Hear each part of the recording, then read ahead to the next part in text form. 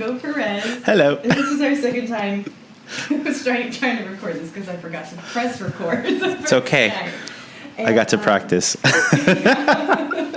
Okay, so I'm super excited to be here with Hugo. He is just a hoot and a half. I'm having a great time with him. Okay, so let's get down to business. Okay. Giggles aside. But okay, so Hugo, you're an amazing artist. You're involved in the Houston community. I love what you do. I want you to tell everybody, how you got started in your art career. Yes. Okay. So the art career began about 5 years ago. At the time, I was working at an ad agency as a graphic designer. And although I love design, it's great and all, I was making work for clients and not anything for myself. And so I was really looking for an outlet to express myself creatively.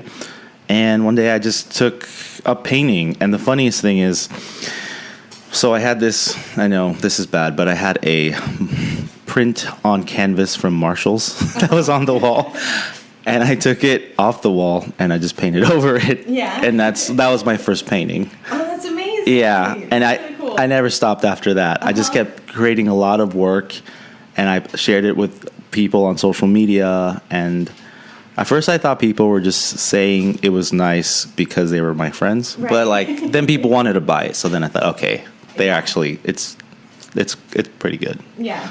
You're like, this is coming up. Yeah. Okay, so do you have any formal educations in art? Well, no. So I always, as a kid, I grew up drawing, but I had this idea that I couldn't ever make it as an artist full time, so I didn't really take it seriously. Mm-hmm. When I got older, I realized I did want to do something in the creative field, so I went into graphic design, visual communication, with the idea that I could probably get a job at some agency or design firm, knowing that there's always a need for that. So It was fun because I got to kind of create a lot of interesting things. Branding being one of my favorite things to do, but the art was always calling, and I just listened and I started making work again. So. Oh, that's cool. Yeah. That's said so beautifully. See, with that round two, yeah, it worked. Okay, so tell us how your art has evolved over the years from being painted over a Marshall painting. Yes. So when I first started making work, first it was just about color. I was really wanting to create color, fields and whatnot, and kind of mix my own palettes. Then I started taking characters from my favorite books, and I was making portraits of them, kind of envisioning them how I saw them in my mind's eye. And then I started painting people I knew, and then it kind of evolved from that to painting ideas, kind of based on past events, history and whatnot. So nowadays it's kind of a mix of everything. Yeah. I'm kind of working on kind of pushing that boundary between portraiture and figurative work and kind of exploring and see what I can do with that. So that's really cool. Yeah. Awesome. So now, okay, do you even know how many art shows you had, or have you lost count? There's a CV somewhere. I know there's a long list. But yeah, I've had, there's been a few shows over the years. So how has it been different now than when you first started? Like, is there anything, like your nerves, like how? Yes. So before it was I was always very hesitant with showing my work. I always cared what people thought, or I was worried that people wouldn't like it. Mm-hmm. But I've gotten over that. As my style's developed, I'm more confident in what I do, and so I'm more apt to put things out there. And if people don't like it, it doesn't really matter, because if I like it, then I know it's good. Yeah. Yeah. So, do you have any advice for some young artists that are trying to show art? Definitely. Yes. So definitely trust your gut when it comes to what you want to make. For the longest, I really kind of try to not make portraits or figures, because Houston is very abstract focused. Like, a lot of abstract work is kind of what people consume and what they like to put on their walls. But really, I would say paint what you want to paint. Number two, I would say mix your own colors, because your color palettes really set you apart from other artists. There's been times, yes, I just paint whatever color I bought, like straight out of the paint tube. But when you really like take the time to mix colors, it really shows. Like, it just kind of takes it up a notch, I would say. That's really good advice. I was not expecting that. That's really cool. Yeah. Yeah. But okay, so you really have gained like a lot of success. Does it feel like it's happening fast, or does it feel like it's been gradual and it's been, It's been ups and downs, I would say. There's been times where it's going like at full speed, and then there's times it slows down. I think it's like momentum. Like, you get stuff going and more things just kind of fall into your circle. And if you take some time away to like maybe not paint or focus on something else, things kind of like just fall away. So I've noticed that this year, when I had the studio at Spring Street, I was kind of driven by the fact that I had to pay rent at this studio to kind of sell work. And so I was always having events, and I was always trying to make work that was marketable. But now that, I work in my home, my studio's here, I kind of don't have that pressure, which allows me to kind of explore with the work. And also, I'm not driven by like trying to sell it. So, yeah. That's cool.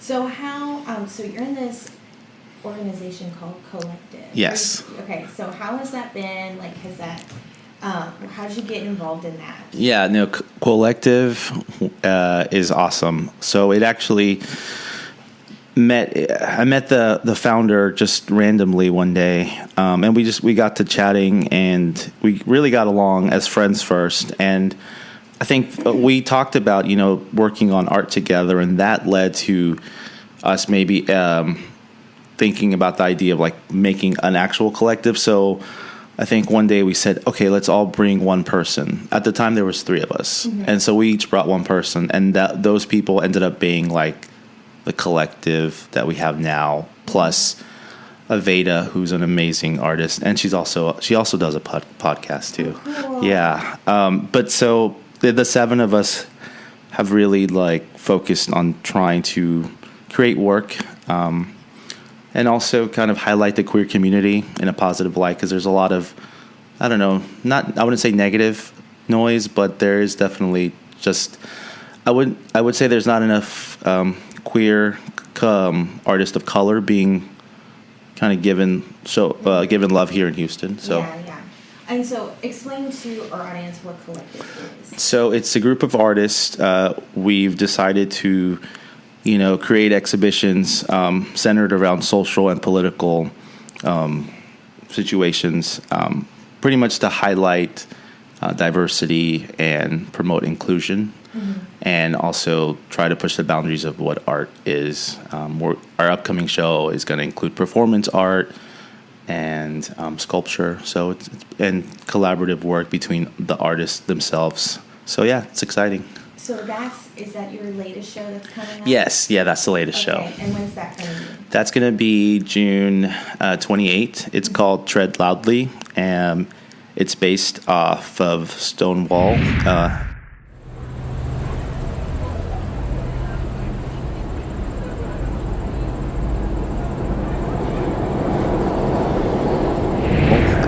As it is the 50th anniversary.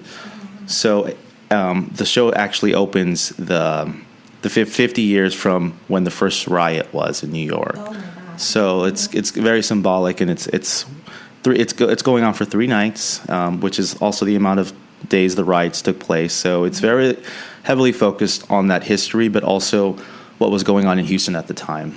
Oh wow, yeah. Yeah. That's amazing. That's going to bring a lot of light to things, and that's going to be so good to experience that. Yeah. It's going to be a good show. Oh, that's awesome. I want to go. Yeah, you're invited. Obviously.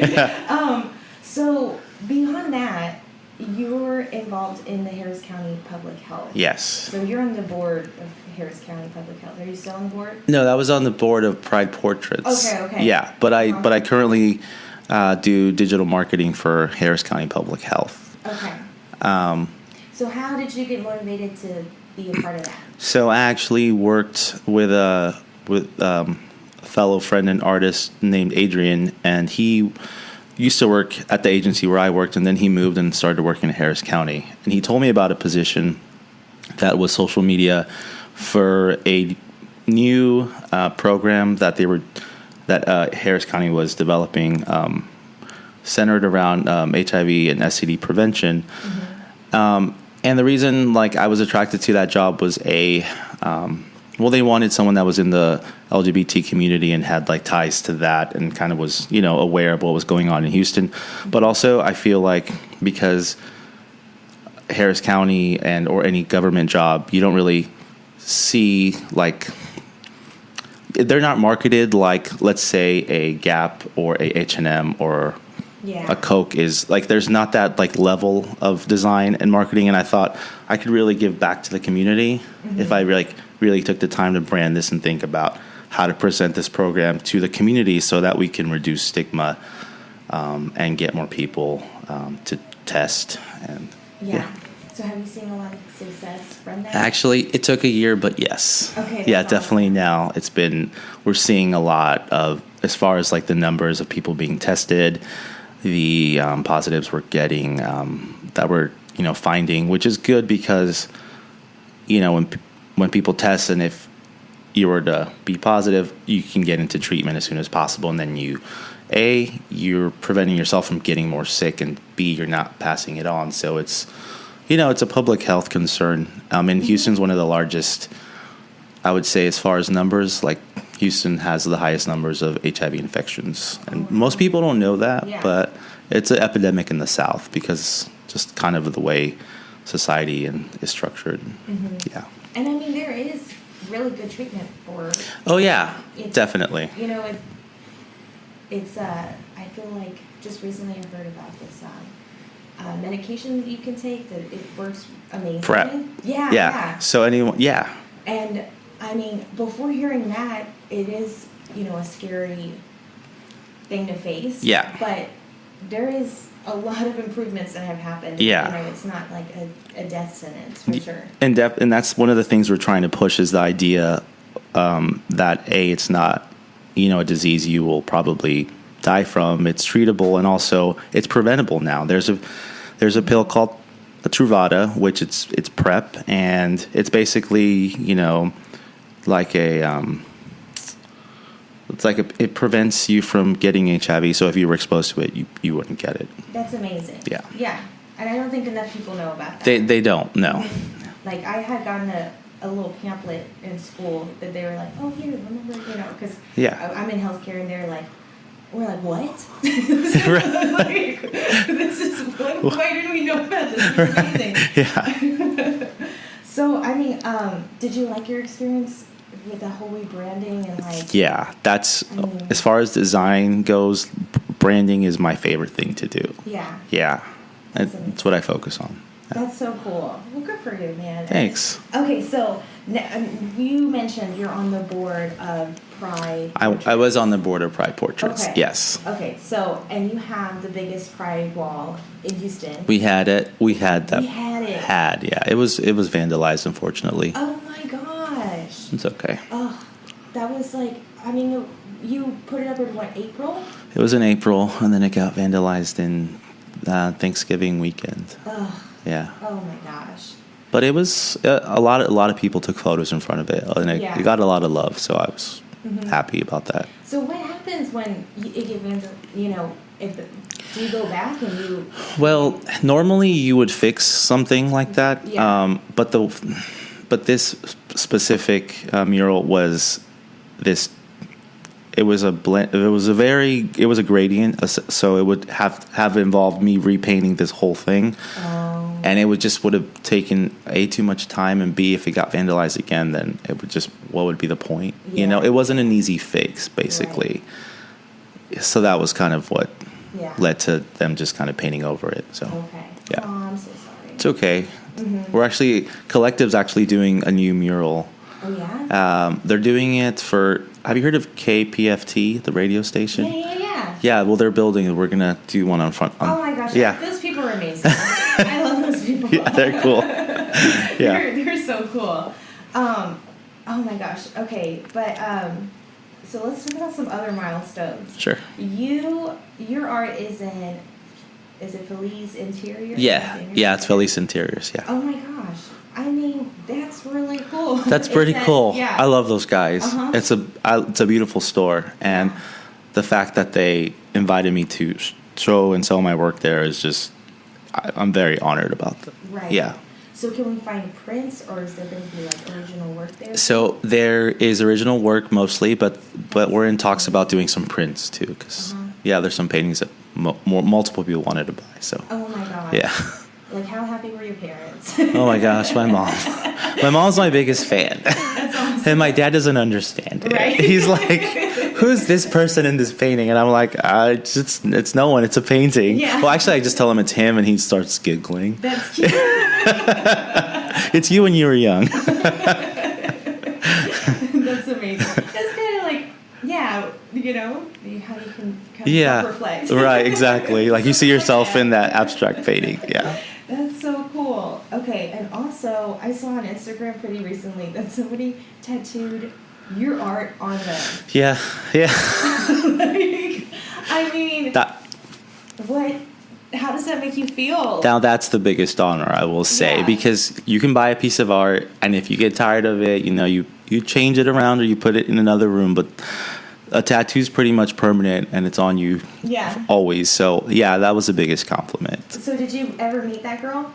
Oh, yeah, we're friends. Okay, good. Yeah, we're good friends, yes. Yeah, she lives in Baltimore. I'm really good friends with her sister, Alexa, and her dad, John. And, that was awesome. I was very, very excited. And the tattoo artist executed my sketch perfectly, so. It was a great piece. It really was. Thank you. Oh my gosh, how cool. Okay, so you're involved in a lot of Houston communities and giving back to the public. I mean, have you seen a difference from being, before you were involved in the community and after you were involved in the community in your artwork? Do you feel like it's really changed your perspective, or? I think so. I'm really happy to be involved in the community and to give back and to get feedback. And as far as the art, there's definitely a lot of LGBTQ narratives that's happening in the work now, which at the beginning I maybe was a little hesitant to display because I maybe thought, I don't know how conservative Houston is going to swallow this work. But now I'm just like, this is my work, and if you like it, you like it. So. Oh, that's the best way to go about things. Yeah. I feel like I get the best success when I'm like, I don't know. When you're true to yourself. Yeah. Yeah. I know you're probably not going to like this, and then you're like, oh, okay, this is great. Yeah, exactly. Yeah. Okay, so we talked about milestones and everything. When you're creating art from such a deep passion, human rights and equality, are you ever nervous about if you're executing it enough or right, or, and how do you kind of cope with that mentality? Yeah, well, the perfect example is the backdrop for Pride Portraits. Yeah. Eric commissioned me to do a interpretation of the Pride flag, but have it be abstract enough where it felt general. And so that was very difficult because every letter in the LGBTQ plus, it means something. And that each segment of that community has its own, trials and tribulations. And I thought about all those people. I thought about everyone I've met who's had a difficult life, who goes through life and and people that have to fight for just to exist. And that motivated me to create the work, and that kind of let the fear fall away, and it just kind of created from a place of like happiness and because it's bigger than me, it's bigger than us. I mean, it's I always think about that Maya Angelou quote. It's like, I come as one, but I stand as 10,000. I love her. And that's like exactly what you were saying. You're like, this is just for everybody. That's beautiful. That's okay. Yeah. Oh, stop. Okay, so this next art show, It's you said it's kind of like in an odd spot, Mhm. not a really Non-traditional place. Non-traditional, Yeah. Yeah. Okay, so tell us about your collection that we're gonna see this next.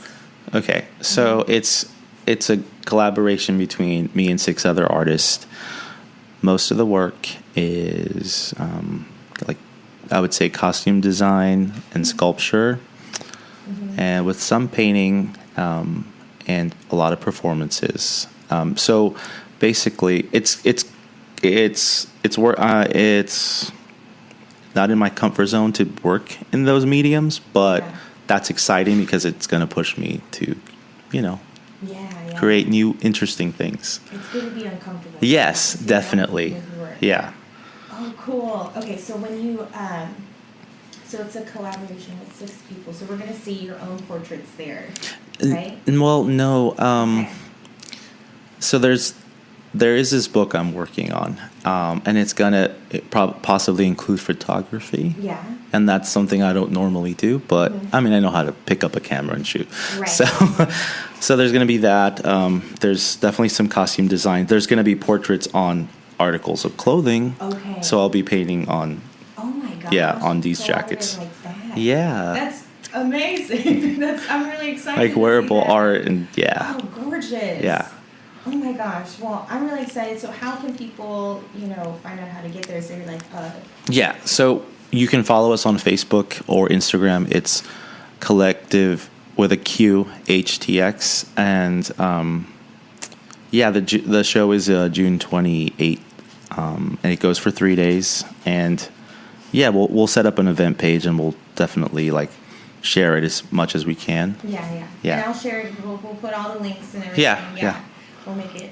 Oh my gosh. Well, thank you, Hugo, for talking with us. Of course. And thank you for being, so involved in the community and all the work that you've done, Thank you. I mean, it's fun. I don't know. It's well, thank you for highlighting the show and kind of what we're trying to accomplish. So I really appreciate this and this podcast. So thank you. Of course. All right, guys. We'll talk to you another time. Say bye. Bye, guys.